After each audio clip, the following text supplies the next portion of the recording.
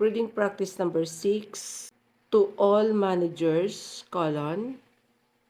on Saturday, November 23, our division will sponsor its first transportation seminar in the Lexington Hotel in Birmingham.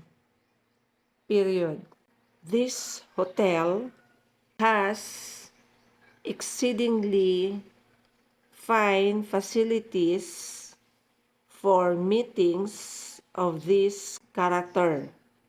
A copy of the program is enclosed. Paragraph.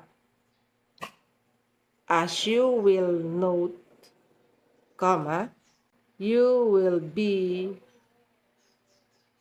a very practical program designed to stimulate interest in transportation, to improve instruction in transportation, and to help support our many offerings in the field of transportation.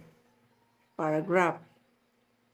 We hope to have about 100 people at this meeting, a majority of whom will be on the faculties of 4-year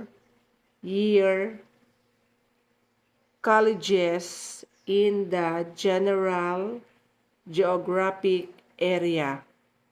If the program is a success, as we have every reason to believe it will be, we can look forward to the possibility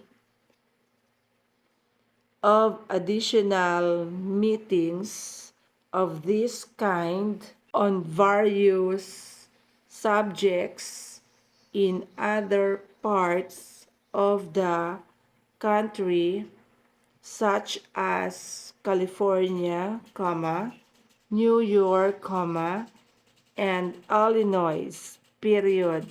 Edward Garcia.